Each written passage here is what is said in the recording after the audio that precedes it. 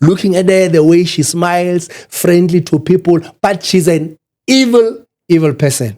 Behind the closed curtain, she's a different person from what people are seeing. I always ask myself, looking at her performing in her events in church, how does she do this? This person in the morning was just evil to me, like extremely evil. And she goes up on that stage, she speaks in tongues, she smiles, she blesses people, and I'm wondering, how is it possible? She calls herself a born again, but she's two people. That made me so angry. But still, I did not want to say anything.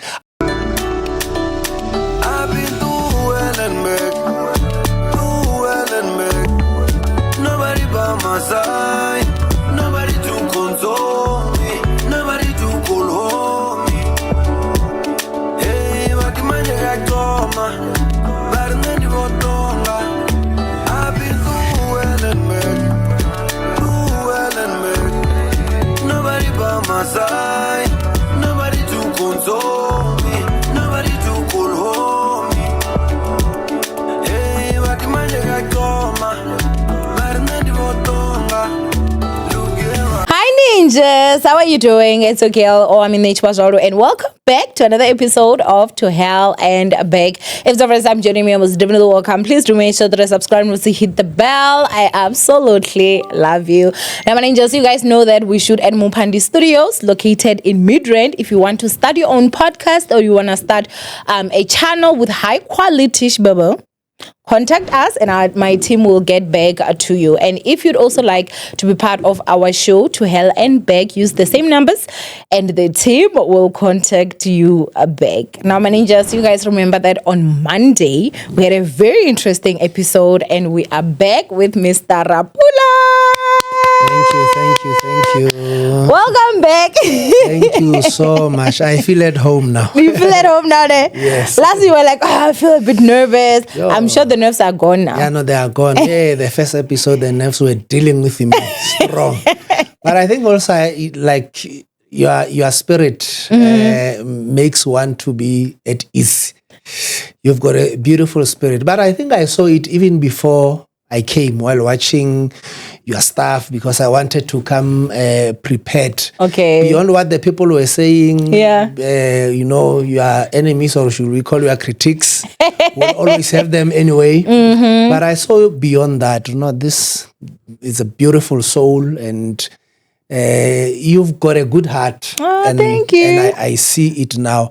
Amongst all the podcasts that I wanted to go to, actually somebody suggested this one. Wow. And said, because of the story that you want to relay out, that this is the best podcast. Because there were many, and they said, no, come to go to this one. Yeah, and thank the you. person who advised me to come here is a gospel artist as well. Wow, you see? So, I don't really know when it comes to that.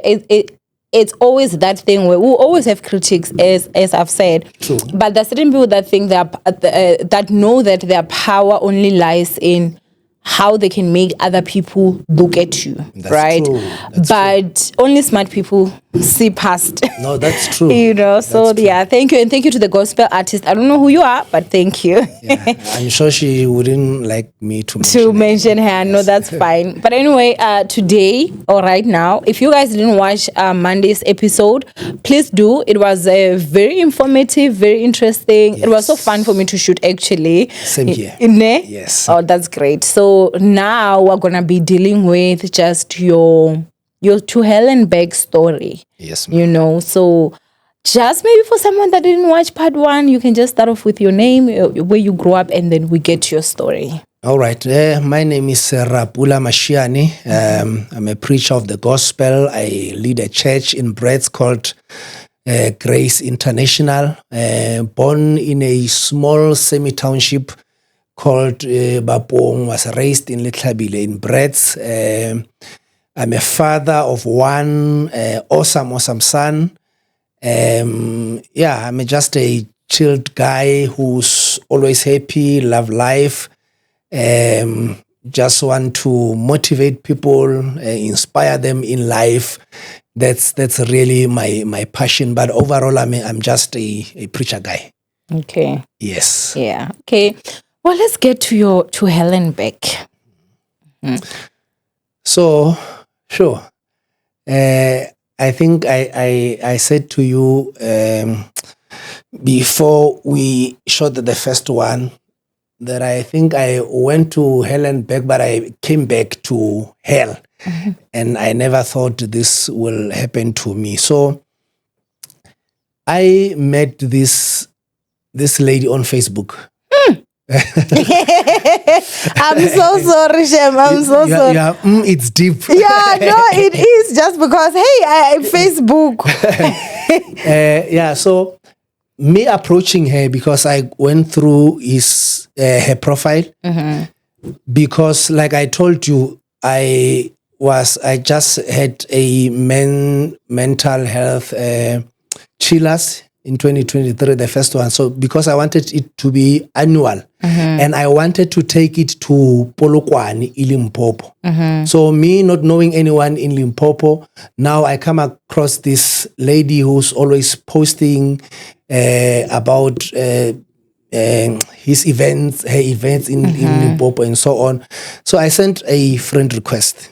She immediately accepted, and I explained to her what I want to do in Polokwane. Can she help me find a venue and so forth? And she was happy to do that. So the intention was never to fall in love, contrary to what she believes. Okay. Because according to her, it was just a front, me wanting to make an event. I wanted her, but that's not true at all. So we started talking. It went to WhatsApp, still strictly talking about the event. Well, a few weeks, then the conversation changed. I started looking at her the other way now.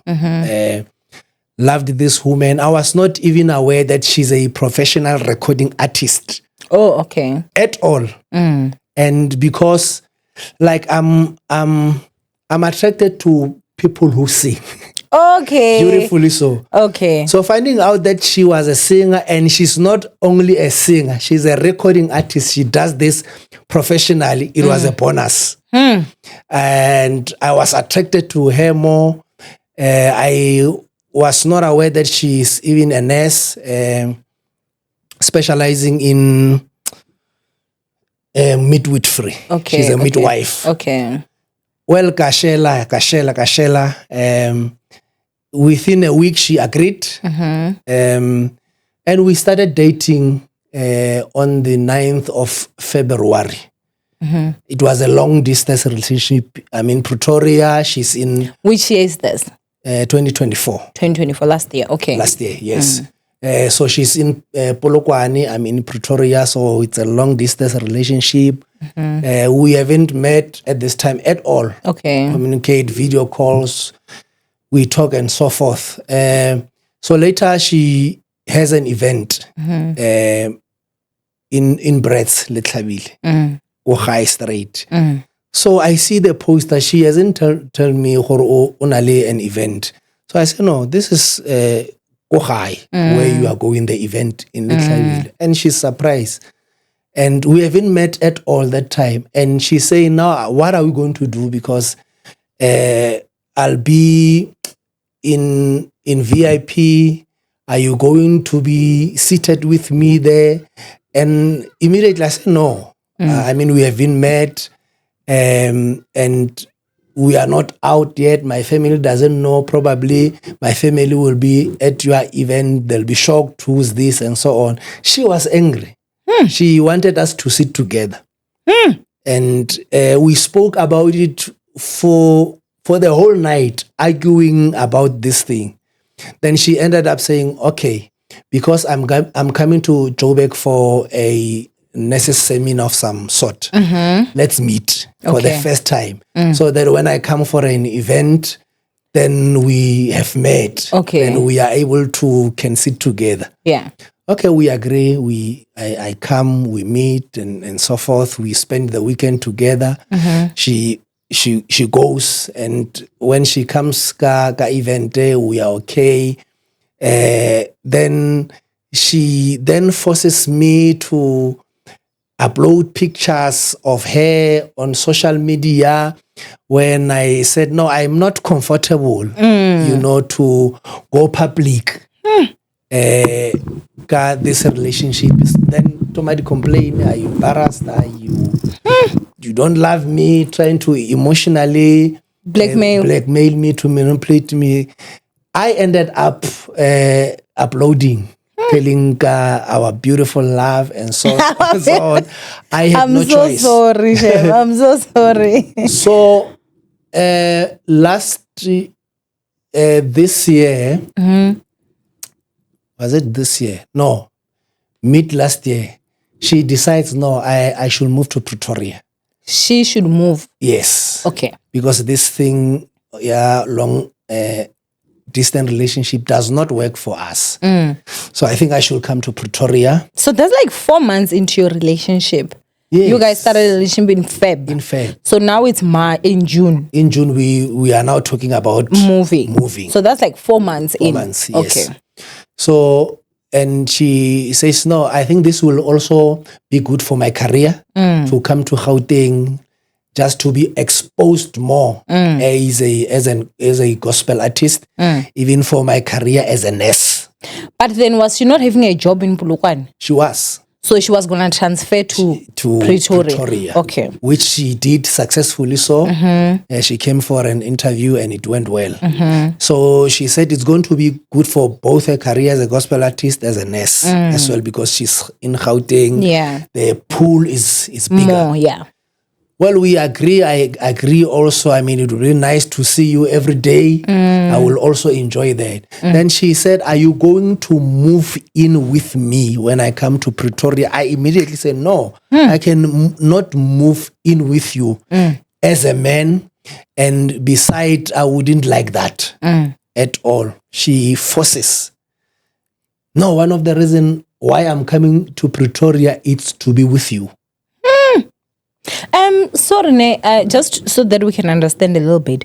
Okay. Is she a divorcee? Is she someone that has just never been married? How age difference between you guys? No, she was married before. She's a divorcee. I think I am 4-5 years older than her. Okay, so you're not that far in age. No, we're not. Okay. So I ended up agreeing, or no, let's move in together. Another thing, sorry. Did she have kids? Yes, she has 2 kids. 2 kids, so they were in Polokwane? Yes. So she was leaving her kids to move to Gauteng after only almost 4 months of dating? Yes, but she did not live with them anyway. Okay. In Polokwane, okay. At home. At home. Okay, yes. That's fine. So finally we agreed that no, let's move in together. Everything is going well. Everything is beautiful. She's been telling me her story of how toxic marriage was throughout our 4 months relationship. How her husband used to beat her up, abuse her, cheat on her with a BVs, backing vocalists. She used to even see while they were rehearsing, kissing one of the BVs downstairs in a car, drinking nonstop, and the abuse will escalate to something worse when she's drunk. So me hearing that, it was painful to hear. You know, somebody that you deeply love, hearing those stories, and me not understanding why would somebody who loves you beat you up like that, cheat on you, abuse you emotionally, and it gets to even beating you up. That, because I don't advocate for that. So okay, she moved to Pretoria. We are together. Then I suggest to her, because of your story, and you are saying you are healed, and you are a public figure, there might be women going through what you are going through. They do not know how to go out because of you have survived and you are healed. Why not go to a podcast, tell your story? Being a public figure, it will even add more weight to your followers. Then we agree. I organize about 3 podcasts for her. But, the first month when we moved in together, things began to escalate. It was a roller coaster right now because we seeing each other every day. I see her emotions, that person, okay, she's not healed like she's saying. She's angry, extremely angry, to a point when she's angry, she will beat up doors in an apartment that we lived in, that it will even crack. The way she's angry. When she's angry, she used to throw my clothes out of the wardrobe because she was the one paying for the apartment. So she felt this is my place. So when there was an argument, literally throwing my shoes in the sitting room, my clothes, you must move out, you must go, you must leave. The next morning, she's now calm. Who now packs the clothes back? No, we leave them the whole night. Because it's in the evening, it's dark, I can't go home. So now in the morning and she's now calm, do you leave? I don't leave. She started apologizing now. And then after apologizing, who takes the clothes from the floor back to the wardrobe? Both of us now. Both of wow, us supporting each other. Oh, man. And she says, I don't know this anger, why I was doing this. And it kept going, not once, several times. Every time there's an argument, her anger. And I used to tell her, Wena, you can stab me with a knife and kill me and wake up in the morning and not understand what happened. Because of your anger, you are too angry. You are carrying so much anger that you can't control yourself. You see, I told her about therapy. She kept saying, no, I will go. She ended up going, but just went once. So I realized her character just before I've organized all these podcasts that she must go to. So, I say, no, let's continue going to this podcast. She first went to, I'm sorry, I don't know if I'm allowed to mention this name on your podcast. You went to Promises podcast. No, you're not. I will play it out. No, I'm kidding. She went to a podcast. She went to second one, your friend's podcast, Perseverance. Yeah.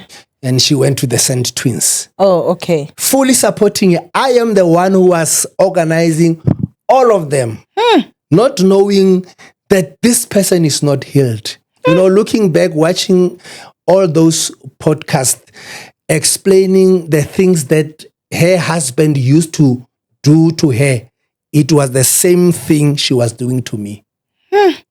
It was like the spirit, the husband is operating through her. Exactly what she told me the husband was doing, she was doing to me. The student now became the teacher. And it was toxic to a point that she was so violent.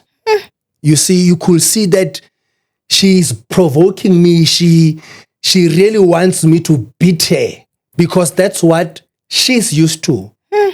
And I thank God I kept refraining because I've never laid a finger on a woman in all of my life. I don't believe in that. She was so angry to a point because my son used to visit us.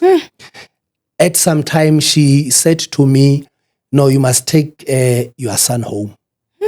I don't want her here. In the middle of the night? No, it was during the day. At school holidays. I think they were closed for about a week. Okay. It's Wednesday that time. My son knows that she's here. He's here for the week. So it was because you guys had an argument, and so now she wanted your son out. She wanted my son out.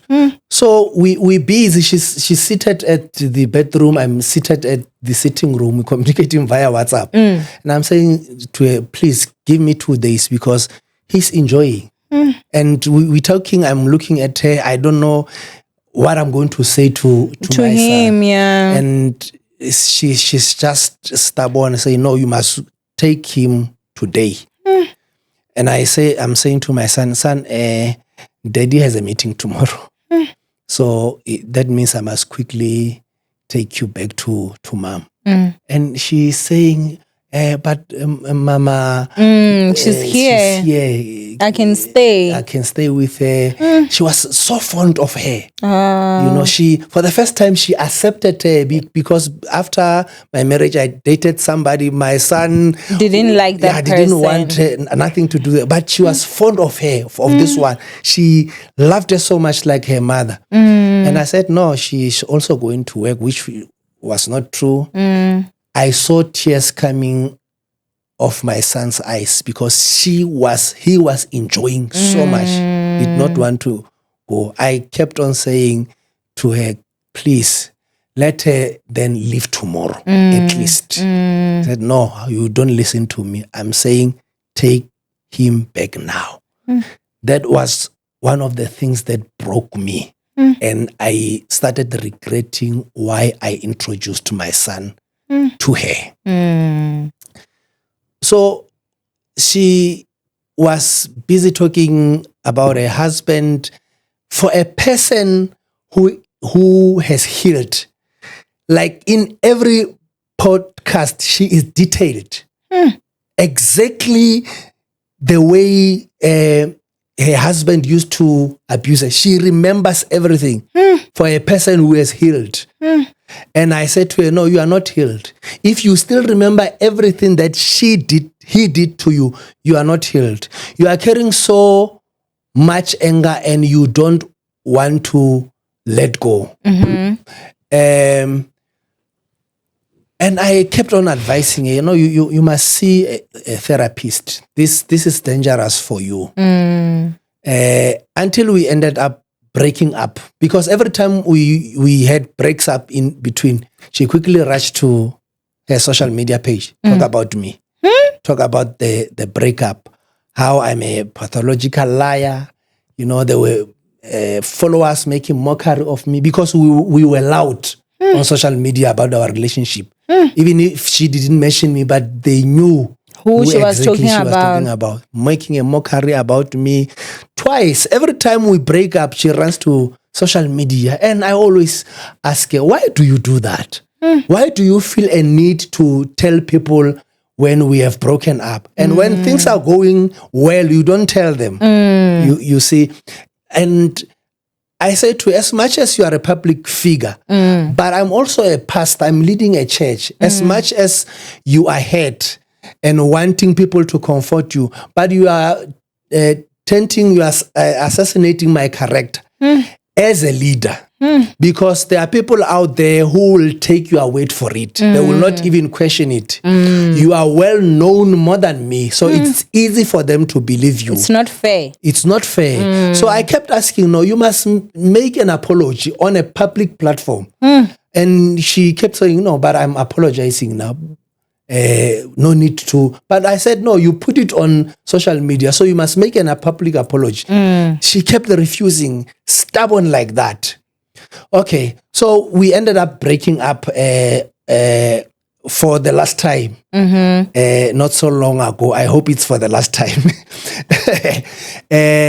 Because I felt this is toxic. I'm from a toxic marriage, which I have healed from. And I told myself, I don't want to go through that again. I've worked so much on my peace, my sanity, my mental health. I don't want to go through this again. So we broke up and I said to her, you are a very toxic person. You are a narcissist. You are mad in the head. You are suffering from schizophrenia. I'm so sorry. I'm not a therapist, but I believe she's suffering from it. because she hallucinates a lot. You know, she talks about people, lying about people with a nice face, smiling. I would watch this person and ask how does she do this? Like lying on a straight face. Her lie becomes the truth to her. It's final. And she's stubborn like you can't change her. And looking at her, she's a nice person. But I realize that she's a nice person, but she's not a good person. Because you cannot be you can be nice, but not be good. You know, looking at her, the way she smiles, friendly to people, but she's an evil person. Behind the closed curtain, she's a different person from what people are seeing. I always ask myself, looking at her performing in her events in church, how does she do this? This person in the morning was just evil to me, like extremely evil.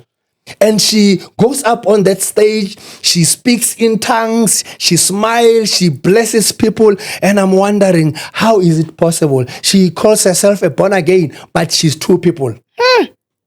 That made me so angry. But still, I did not want to say anything. I was the one who was organizing her church tour because she recorded a second album. So she wanted it to be known around Gauteng. So she knew no one here. I connected her with the pastor that I knew, like the whole thing. The designing of the pamphlet, it was me. Traveling, like everything from scratch. Her church tour was on me. And even that, like she was just cruel towards me. She's a rude person, even to people. And I always say to her, I mean, you are a public figure. You are an artist. You are rude to people.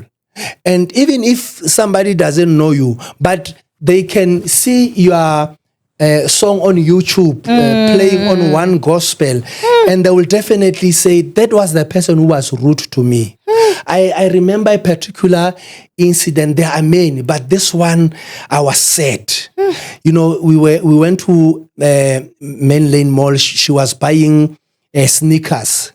So went to the till, and the teller was explaining something to her that if she wants to return the sneakers, she must keep the slip or something. So she did not hear her the first time and said sorry. When she was about to explain again, she took the slip angrily and went out when she was still explaining. And I was like, what kind of a person is this one? A gospel artist behaving like this. And I was hurt. You know, she's rude to everybody. When we were shooting the Saint Twins podcast, we got there. When we got there were two people before her, and we were not aware. And she was going to work later. So the people who were driving us, they were supposed also to fetch their daughter from school. So she was angry that they did not tell us that there are two people before her. Like she caused drama. There in front of everybody. I tried talking to her. No, you must calm down. You must really calm down. Talking to that PA, to not knowing what to say. No, they can't do this to me. Arrogantly so. They should have told us. You know, Innocent and Millicent are seated there. They are about to interview the second guest. And they see that there's a commotion there. And I call the PA now to say, call one of the sisters, comes, try to talk to her. She could see that she's angry. And like she was begging her, just give us 30 minutes at least. They had to cut that interview of that lady it was an hour. They did it just for 30 minutes, just to accommodate her. Arrogantly so.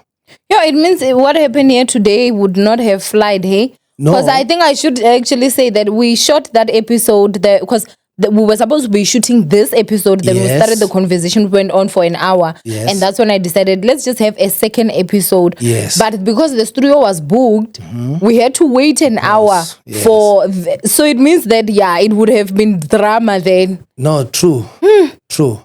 So at least she was calmer after Innocent.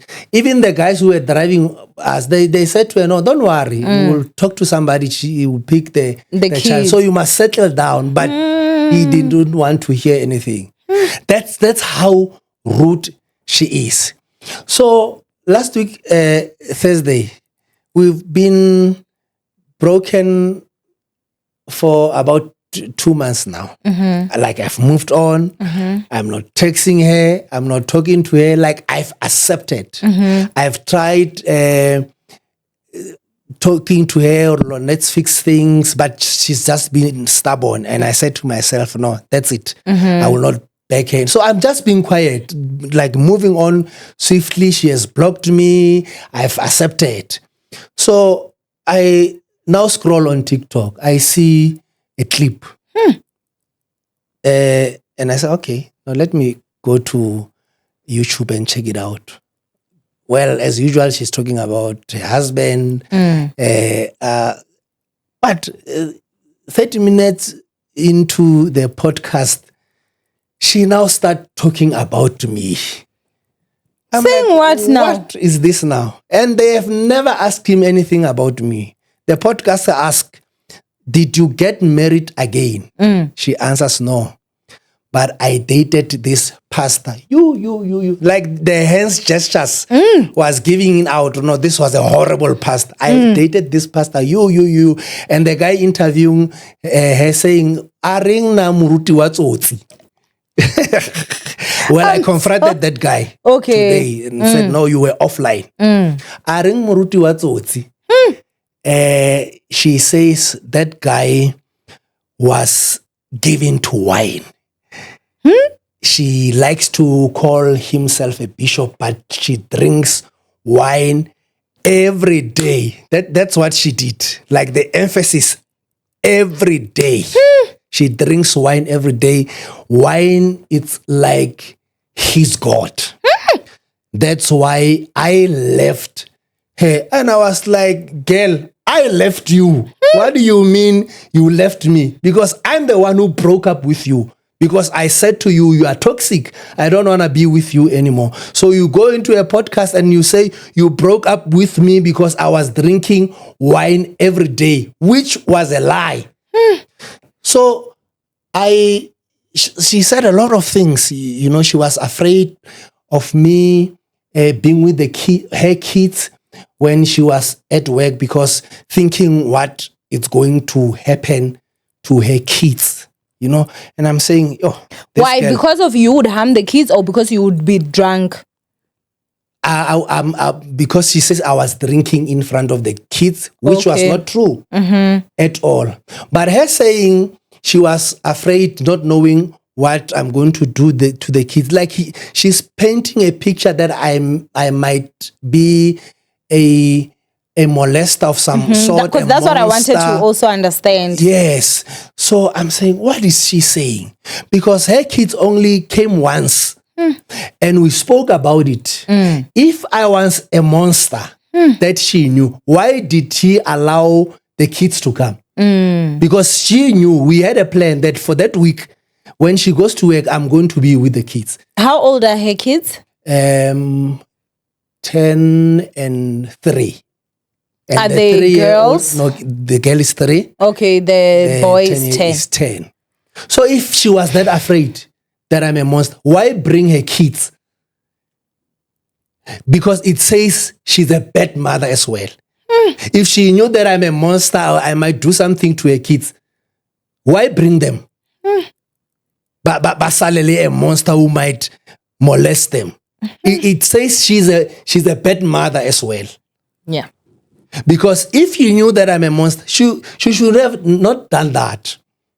So she says a lot of things on that podcast because for her, drinking as a pastor or as a Mzalwan, like it's the biggest sin for her. Does she drink? She does, but she does not want people to know. What does she drink? She drinks wine or? She drinks wine. The first time we met, we drank vodka. Like, strong. I'm sorry to laugh. We drank, like, the whole night we drank like vodka. a fish. That she bought. And when she was still in Polokwane, when we were talking on video call, she always had a bottle of wine. I mean, I think it's very important to know, because after this, I'm going to search who you're talking about. I swear to God, I have no clue of who you're talking about, because I don't really listen to gospel music or follow gospel musicians, because I have not had the best of experience with gospel musicians. Okay. A lot of gospel musicians that I would listen to, you would find out that, oh, this person is a whore, or this person is this. And then I'm like, why are you praising God when you are living a life that is less than of? So I really honestly don't. Anyway, I'm an Afrobeat queen, so I don't know the person. Right. And the only reason why I'm laughing at certain stuff that you're saying is because it's funny to me, know. So please, whoever you are, don't think I know you, I don't know you. I will search who you are after, and I never discuss what we're talking about Not with true. my guests, so I don't have any clue. Not true. So, well, she did not drink as much as I drank. Okay. But she drank. Like, we drank vodka. Like, every time we met, there was alcohol in the hotel that we were in. And for somebody who portrays herself as holier than thou, her standards of holiness are twisted. Because for somebody to regard alcohol as a sin, but she is having sexual intercourse before marriage, because according to Bazalwane, sex before marriage is a sin. So that should be a big one for her, not alcohol. But according to the Bible, okay, is according it not to Bazalwane, fornication? Yeah, but what is fornication? Is fornication? Isn't it that it says sex before wedlock? No, there's no verse like that. It says sex before marriage is a sin. Yes, it talks about fornication, but what is fornication? If you are unmarried, and you sleep with somebody, are you fornicating? Is it not? No, I think you fornicate when you cheat your husband, your wife. You sleep outside. Isn't it because sex is only supposed to happen in marriage? That's why there is no a term of when you're dating and then you sleep with someone, it's fornication. Because when you're dating someone, you're not supposed to be sleeping with them anyway. That's why there is no maybe word for it. That's what I understand. Because I know that sex is actually like supposed to be entered by two married people. So that's why I think when you're not married, it's called fornication. That's what I believe. But anyway, it's fine. We can pass on that one. Okay. Yeah, because I've got a different view also about marriage. What is marriage? Okay. Yeah. So I was saying that should have been her big deal, the biggest sin. But she kept it, hide it, because she's living a double life. She's somebody else when people are not watching. She's an angel when she's out there. For a person, Owamie, who speaks about her friends in the industry, and when she is with them, she smiles. Speaks evil of them. But who is she talking bad to about them to? Okay, to me. See, but with a partner, I think it doesn't count. No, but there's a certain level of evil, obviously, that can come with it. I mean, I gossip with I'll gossip with my partner and I will still smile, but I know you're a snake. I will smile with you, but I know you are a snake. True, but true. Yeah, I think that is a bit normal if you are partners. No, I hear you. There should be pillow talks. Yeah. But when it comes to like somebody being your friends. Close friend with them. Yeah. And like you talk really evil of them. Even if you talk to me, but this is your friend. At least it's a modimo, be light. Don't talk evil of them. You know, and some of them are people that I love, you see, because I fell in love with their music, watching them, but she was manipulating me. I ended up disliking them, you know, influenced by association. I had no choice. I ended up disliking them. Hey, you better not like the people I don't like if you are my man. You better choose sides. You see, so for me, her evilness was on another level. And I always said to her, no, this is not right. And those are things that she doesn't want the public to know. The public to know. You know, and so I see the podcast. I sent her an email because you're blocked. That's how we communicate. Wow. I sent her an email. Hi, this is Rapula Mashiani. Wow, very professional. This is Rapula Mashiani. I saw the podcast that you did. Can you please call me at your earliest convenience? Let's talk to avoid this getting messy. And I'm calm. I'm not fighting. Even I was angry, but I just wanted to be calm. And she replies. She immediately replies to me, listen to this one, it's going to shock you. She says, do you want to kill me like you have threatened to kill my brother? What do you want? Have you ever threatened to kill her brother? That's how crazy she is. Okay, so there was an incident when we broke up before this one, because I was too angry that time, because I went looking for some business deal. I went for a long time. She kept calling, and I was with my friend and with some pastor we were talking business with. So she kept calling, and I was not answering. She ended up sending a message, and she says, I knew that you're not going for any business deal. You are with a woman. And she says, when you get here, you must pack and go. I was angry that day, because that's what she kept on doing. Like every time when I go out, like she wanted to monitor my moves. Who should I talk to? Where I should go? So every time I go, even to my friends, she says, I'm with a woman. I'm with a woman. So I was like fed up that day.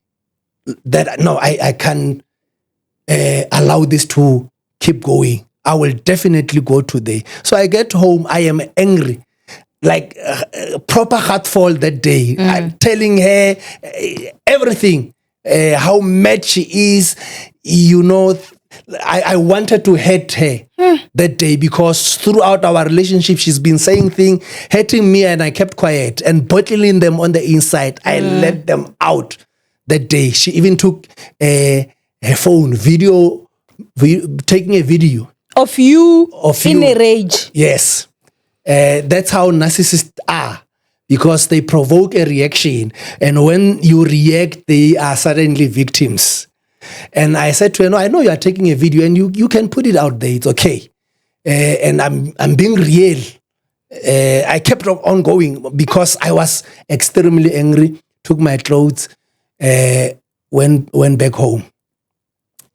Okay, so I lost my thought for a bit. Okay, so that was the day that you came back from a meeting where she had sent you messages and said that you're with a woman. When you come back, you should pack your clothes. Yes, I'm actually addressing a reply. Yes, her reply. The very same night, she called her brother, told her that I've sweat at her, what. So the brother, in the middle of the night, he calls me.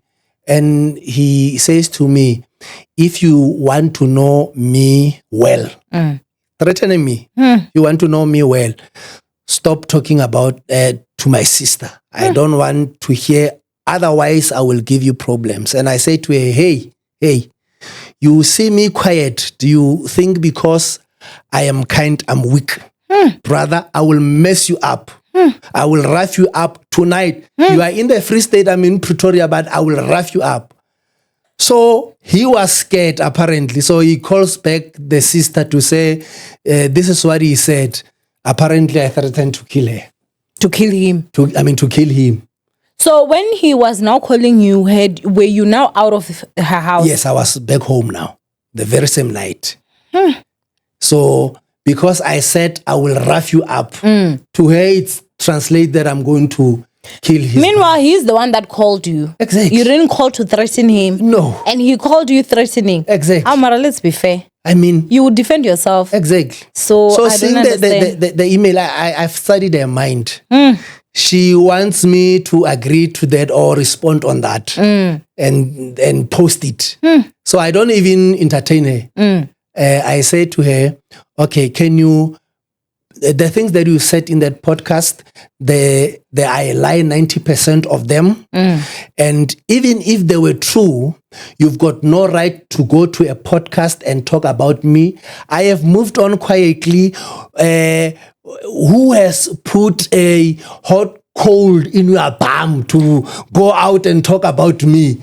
Like, you could have just easily moved on. Why don't you talk about your music? You've got an opportunity, a public platform. Talk about music. Promote your music. Why do you talk about me? And I said to her, so I'm asking you to tell the guy to remove that episode, make a public apology on a video this time, telling people that you said things that were not true. Failing to do that, I will dance, my sister. I know a lot of debt on you. I can destroy you today. I've got names that I mentioned on the email that I will go to a podcast and drop names of your friends that you spoke evil about. You told me how they got gigs. Some of them were sleeping with promoters to get gigs. I will drop names. My sister, I will dance. I don't want to do that, but you are pushing me to go there. Because I've been quiet. You've done this 3 times. I've been quiet. I've never spoken about you. You are pushing me to go to that level. I don't want to do that. Can you please just post a video and apologize, and we move on swiftly? She says to me, no, what are the things that I said? Highlight them. Because all I know that you were drinking every day, vomiting on my bed. So you are free to go to those podcasts. Were you vomiting on the bed? Yes. Well, no, that one I don't wanna. God. I'm so sorry. This is not funny, but if you drink alcohol out there and you have never gotten to a level where you vomit, my brother, my sister, you haven't drink. I've only done that once. You know. Oh man, it was a horrible time. I was actually drinking that one. I forgot the name. I've not drank it even till today. Ever since that experience, I will showed never. You flames. Yeah, it showed me pudra. I can never shame. So she says, no, I will respond. I will tell your people this. Wait, did she mention that on the podcast that you were vomiting on the bed? No, she didn't. So this is you now revealing your own debt because... No, she's the one saying it. After, that she will... Yeah, if I go tell on her... She will say this and that. This. Okay. So she says, no, I will respond. Let's go. Let's dance. I'm ready. Okay. And I say to her, okay, and I laugh. The next day, I sent a sister a message in a clip of the podcast. And I say, hey, this is what your sister is doing. And I've spoken to her. She's stubborn. She's arrogant. I've just asked her to make an apology. The sister say, hey, I've even heard of the podcast talking about her ex-husband. I don't like it. She keeps on sending me the link to watch, but I never open it because I don't agree with what she is doing. So I will talk to her and see what we can come up with. But again, after talking to the sister, I immediately think of her mentor in Botswana, a woman that she mentors. The Then I inbox her on her Facebook, can I please have your number? That's how much I didn't want to come and talk about her because I just wanted an apology. That's it. So I said to her, no, this is what she has done, a podcast, what, and she said, no, I will talk to her. About 2 hours later, she calls, we are in a three-way call. Okay, yeah. She has unblocked me now. Okay. We are in a three-way call. I explain what I want. You know the truth. You know that you are lying. Yes, I was drinking, but I was not drinking every day. If I was drinking every day, I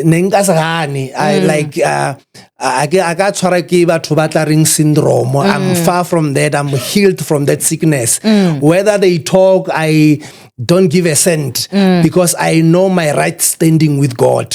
So if it was true, I was going to say, yes, it's true. But beside that, it was not your position to say. So most of the things that you said, you know that they are not true. I was called a muruti watsotsi there. So I need an apology. That's all that I want. She is stubborn and arrogant. She refused to apologize. She said nothing to apologize for because you know that you were drinking. And you know, she's somebody when you are talking about something, like she will shift the whole conversation and talk about something. You'll be asking her, can you please give me water? And she will say, but when that day when we requested Bolt, you did not treat me right. But you are talking about water. And I realized this woman is crazy. So she refused to apologize. The mentor tried talking to her, but you could see she kept belittling me on that call. And the lady said, now, what are we going to do? And I said to her, no, all I want, it's a video in the next 24 hours, apologizing. Failing to do that, I've got the right to reply. I will go to a podcast, not even one, and just respond and to help even abazalwane who are living double life. Like it's time to call them out. You know, abazalwane who are destroying our names for them to appear as holier than thou. You know, like I was shocked to her talking about me drinking alcohol. And I was saying, girl, you drink. We used to drink together. Why would you do that? Like, why? What would that benefit you?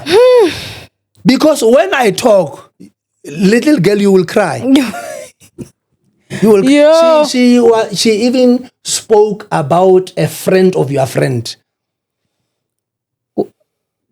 My friend, Madam Speaker. Yes, her friend. I wonder which friend that is now. A very close friend. She featured that friend on her latest album. Oh, Ghana, yeah, Madam Speaker likes gospel artists and those functions, but I won't even lie, I do not because the way that I'm not there, you know. But wow. Yes, and was your friend, guys. You featured her. You speak. I even inboxed the friend on TikTok and told her. No, we couldn't speak. I wanted her number, but we couldn't speak. I just wanted to honestly tell her. So, I mean, you know, because I've been listening to your story. And I can drop names, but let me not. Yeah, please, let's drop. But I have that edge too. So, you know, okay, what I now want to know is that, let's take it all the way back. Okay. When you met her, what were you doing for, let's say, a living? Well, I was hustling, working with my brothers in construction. You know, construction, you get jobs sometimes. Yeah, and then sometimes it's not. So, I was not really having a permanent job. Okay. So, and I think after 6 months into our relationship, it was dry. It was dry. So she was the one pumping money. Providing, yes. Okay, so you are, when you guys got together, she's the one that wanted to move this side, which she did, and she wanted you guys to move together, which you did. Yes. But she knew your financial standing. Very well. She did. So she got into it with full knowledge. She wasn't scammed into it. Nope. She knew that, okay, fine, he's in between jobs. There will be a time possibly where maybe money won't be coming in, and a time where money is coming in, and that's it. Exactly. Now, what I'm also going to ask is that when you guys were together, were you also trying your best to make money within the relationship? Definitely. And she knew every little thing I got. I used it for things like Amontlu. Okay. And she knew that I'm actively like looking for a job, like actively. So yes, I did. So now, every time that you guys would have a fight and she's throwing you out of the house, right? Yes. Which I'm sure that made you feel like this is not our place, this is your place. Because every time we fight, you are the one that is throwing me out. How did that affect you as a man in that dynamic? Sure. It affected me so much. Because there were times that she would say it when she kicks me out, go out of my house. Like she made sure that I felt it, that this is a place. Like that made me feel like a small boy. That broke me as a man. That here is this woman, I am going all out for her. It might not be financially because I'm trying to show that her that I wanna do this. I wanna be here for her in other ways, supporting her ministry, like full force, while I'm putting my ministry, the church business, on pause. Like that 1 year, 6 months we were dating, it was about her. I wanted her to be known in Gauteng. Here is a woman that I'm doing everything for her, trying to connect her, organizing interviews on radios for her. And one mistake. And all these things stems from me drinking, nothing else. Every time she showed me the door, it was because I drank and I did not tell her beforehand that I'm going to drink that day. Because she would go to work and she comes back, I'm drinking wine. So she wanted me to inform her, baby, I'm going to drink today. Don't be shocked coming back home. I'm having a glass of wine. Do you think you have a drinking problem? I don't know if I should call it a drinking problem. But let me say this, you will label it. I think I was a slave to alcohol. I'm using was because I'm 3 months clean. Oh, yes. You're sober now. Yes, which she doesn't know. Okay. So the reason why I stopped, I did not stop because I'm a pastor. But I realized that I'm a slave to alcohol. It controls me. And there was a point where I also stopped for a year because I wanted to test myself. Am I controlling alcohol or is it controlling me? So I wanted to stop to see what's going to happen. So I was able to stop for a year in 2019. And I was proud of myself. I was not stopping. I just wanted to discipline myself. After that, when I started drinking again, I came to realize, no, I'm a slave to alcohol. You know, someone once said, actually it was Portia Williams, and people laughed at her, but I completely understood. Okay. She said, my friend does not have a problem with alcohol. She has she said what? My friend does not have a drinking problem. Okay. She has a problem drinking. Okay. Do you understand? Which Okay, means I get you now. You don't have a drinking problem. You only have a problem when you're drinking. You can go a year without drinking and you're fine. Absolutely. But the moment you drink, it's a problem. Oh, do you understand? That makes sense. So I think that maybe that's the thing, because you can be able to stop for a year. But the moment you go back, you have a problem. That's true. Do you understand? That's true. So I think or maybe that's the situation you have. You don't have a drinking problem. You have a problem drinking. And that's definitely where I am. Yes. And it's even easy for me to stop. Yeah, but if you start drinking, it becomes a problem. Yeah, it like when I start, like it comes back full force. Which now, just for us to reflect a little bit, as we did, have a conversation obviously before, which I hope that you guys will go and watch that conversation. Yes. From what I'm hearing here is that, you guys were staying together and you were not in a good financial standing. Yes. Maybe she would, obviously not maybe, she would go to work and she would come home and perhaps she would find you drunk. Sometimes you'd be drunk to a point where you're throwing up in her bed. That's true.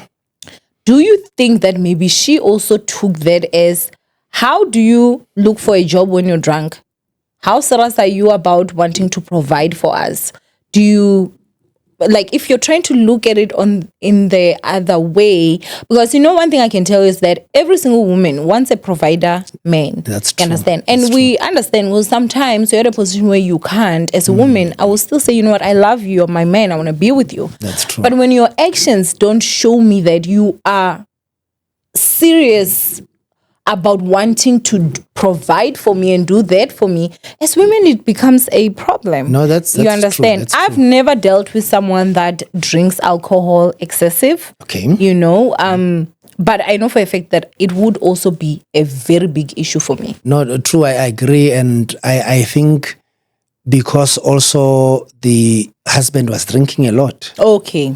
So this I saw that it affects her. It Maybe it was a trigger. Yes. It's like I ran away from that, but I'm still in the same situation. Yes, that's why it was a big deal for her. But one thing I like, when we met, I told her my situation. I said, yes, I'm a pastor, but I drink. You really did have an issue with alcohol. If you have to start a conversation with that, it's like, you should know I'm not giving up my alcohol. Yeah, because I know how Bazalwane are. I would be judged now. It's reminding me, I once met a guy and this guy was like, yeah, we went on a date. Yeah. He was like, yeah, my name is Woo. I like this and that. I smoke weed. And no one will make me stop Wow. and I just knew that, what? Weed is your other partner, obviously for me it was not gonna work. True. And so I did cut it there. But when you say that, it just reminds me. But I wonder why did she agree to be with me knowing that it would be a trigger? Because like I was open about it even before Kimofere. She knew that you drink. that I drink A lot. Did she know it was a lot? Because there's a difference. Yeah, no, I You think, see, because I don't have a problem with a partner that drinks, because I also drink, but I do have a problem with a partner that drinks a lot. no, she didn't know that it was a lot. Yeah. Yeah, no, I think, no, I know that I contributed into that whole situation of, because I could see that when she comes back from work, she finds me drunk, like she would be really hurt. Yeah, because it's like now she's waiting for a man for him to be drunk at home. True. Do you understand? Like, that would really be frustrating. Even though I was not drinking your money, but... it's okay. But that's money that could have been going into something that would help build you guys. Because I'm sure in that situation, you were not paying rent every month. Me? Yes. Yes, no, definitely. Do you understand? Yes. So I'm sure she would also look at it in a way that this money you're drinking, you could be contributing to rent at home. No, true. Or you could be using your brain, because trust me, when you're drunk, you're brainless. Not true. You could be using your brain to think of ways to make money. That's true. And then imagine after coming back from work, tired, your partner is drunk at home, who is not working. True. And then he's throwing up in your bed. True. Oh, that would send me into hell. No, that's true. Like 100%, I agree. However, she knew. Like I showed her that I'm looking for work. It's not like I was drinking every day. Every day, okay. I was like actively going out, sending CVs. Tried starting 2 business while I was with her. She knows, like, tried businesses. So I was not like drinking to a point where I don't look for work. No. Yeah. No. Do you think also the situations that were happening around made you drink more? Did you drink more when you were with her or before you met her? When you look at the scale. I drank a lot after you met her. Yeah, when I was with her. Okay. And one of the things that I think why I did that, because as much as I had no income before before. But because she was in my life, the pressure was a bit more now. So me drinking was part of Coping. wanting to forget for a minute. That's why I was drinking so much, just to forget, because like actively looking for a work, trying businesses, they are not successful.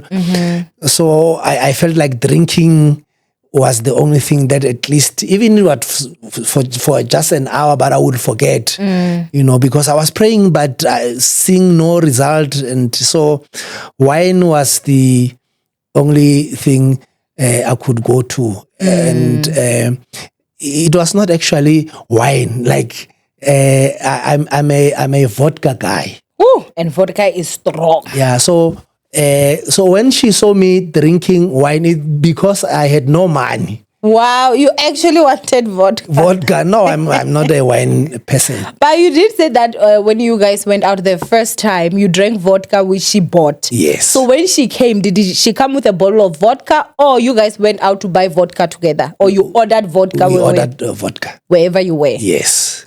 Whew. And you drank. So she knew that it's vodka is strong. Very. But now let's talk about when you guys were not fighting over you drinking. Did you have any other issues? Did she ever kick you out of you guys' place of anything except for the drinking? A lot. So that's why I honestly don't believe me drinking was a problem. Like if we just have a disagreement, any disagreement that I don't agree with, like she will blow.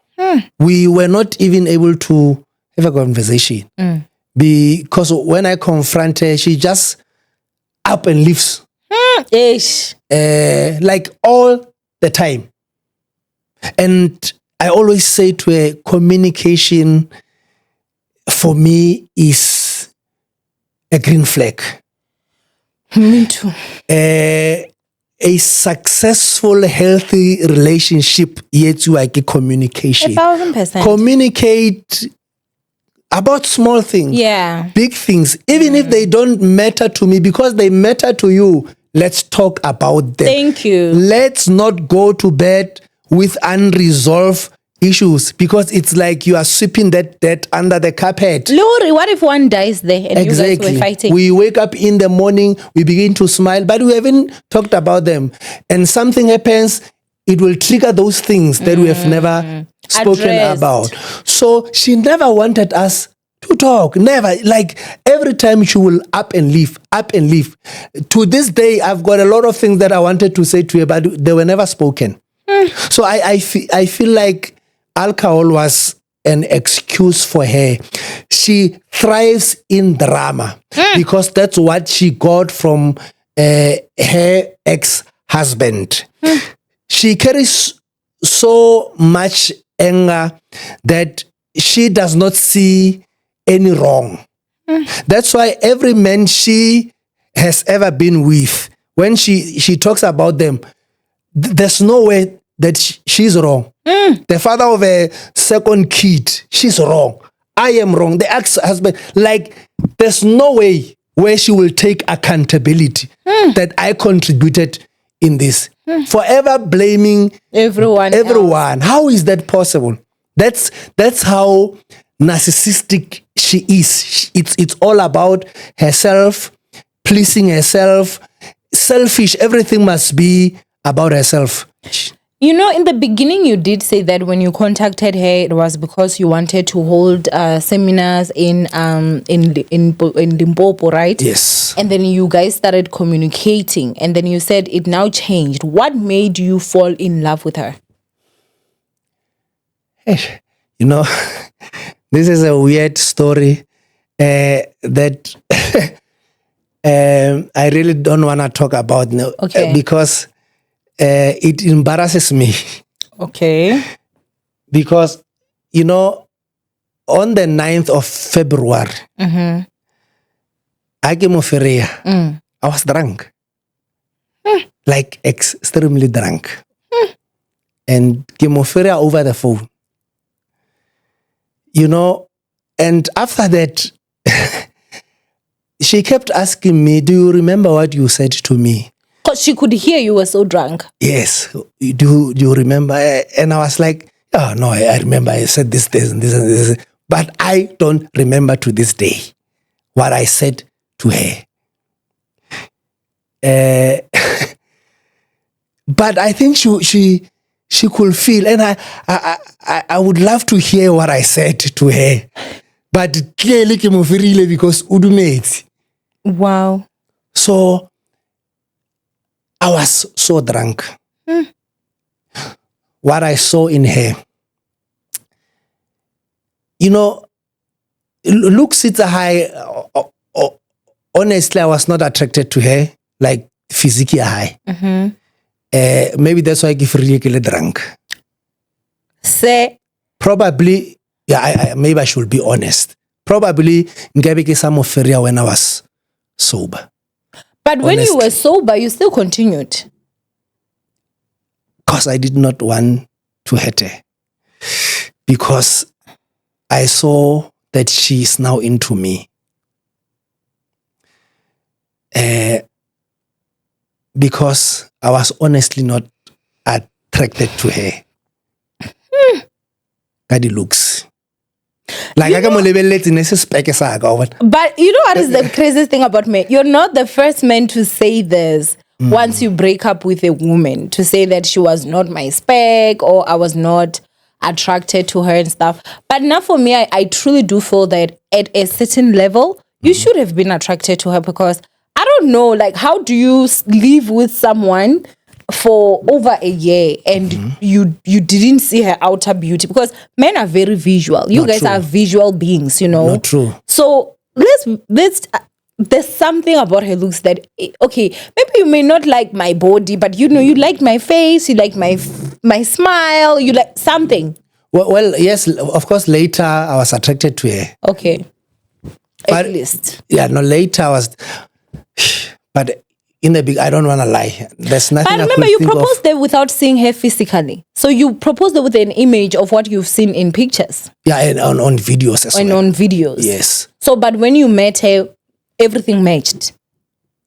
When I met her physically for the first time? No, they didn't. How?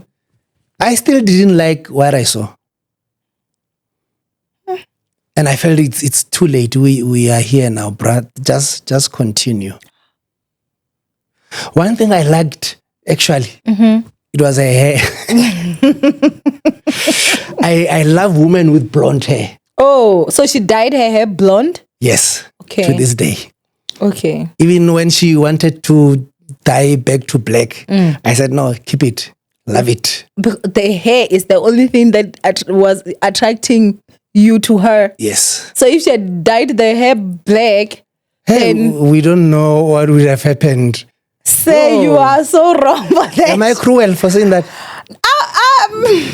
As a woman, yeah, it would. But you know what is the thing, right?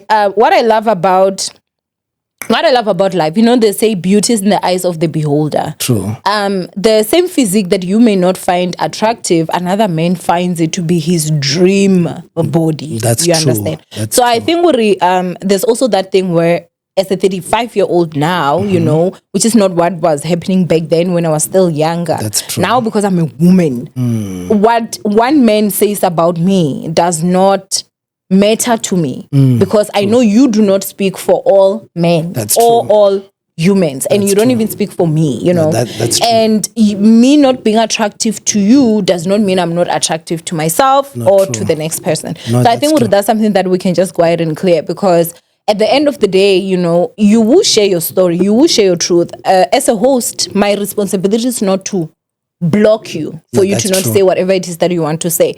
But of course, to make sure that we clarify and just also understand. No, that's true. And I must say this, like, later on, I was crazy about her. I fell in love with that woman. I loved everything about her. Like, I was in love.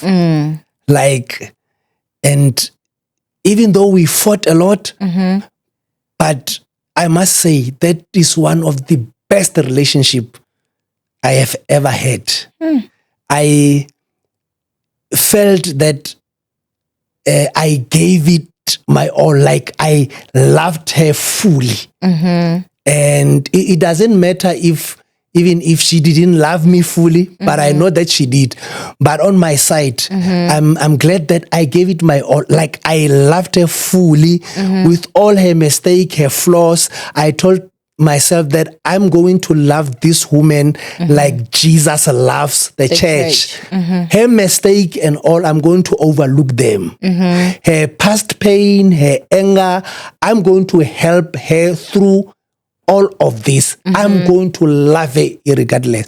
So I was crazy about that woman. I enjoyed Being with her. being in this relationship, you know, at this age, walking in town, holding hands. You know, my family loved her. My mother was so fond of her. That's why she was hurt when she saw the video. I don't know who sent her the link. And I come and she's watching it and say, Rapula ngwanake, why mketekete abua soka wena? O bona hore mahlo a tletse dikeledi, because she loved her like so much. Nasetse a mo tsere like makoti wa hae. You know the part that for me breaks my heart is the part where you're saying that your son was visiting and then she now said your son should leave. No matter how much you begged, you know, your son had to leave and go home crying. True. Because I'm sure it wasn't also just about the place. He was still also enjoying being with his dad because, you know, you show that you guys have a beautiful relationship. Oh, a beautiful one. You understand? Yes, yes. For me, that's pure evil. True. Like for me, that's pure evil. Everyone knows that I have such a soft spot for children. You know, children are so innocent. Even if I'm fighting you for the child, I will pause it. True. And when the child leaves, I'll actually even tell you to say, you know what, we're going to talk about this when the baby leaves. Exactly. I'm not doing this in front of the baby. Thank you. And on top of that, you know, I'm not going to punish a child for whatever issues that we are having. Whether I'm the one paying the rent or the bond or whatever. That's true. When it comes to children, like it's just a no-no. So I feel that, that for me, how you treat children actually tells me a lot about your heart. No, that's true. You know? That's true. Because children are so innocent. Children really... Okay, adults, it's something else. But when it comes to kids, if you really want to see someone's heart, look at how they treat children. Because children are so innocent. No, that's true. They're little angels, you know? That's so for me, that part really was just a hurting part. But what I want to know now is, how did you continue a relationship after having seen that side of her? This is the sad part because I did not want to go back home. Because I remember after my divorce, I had to rent a place,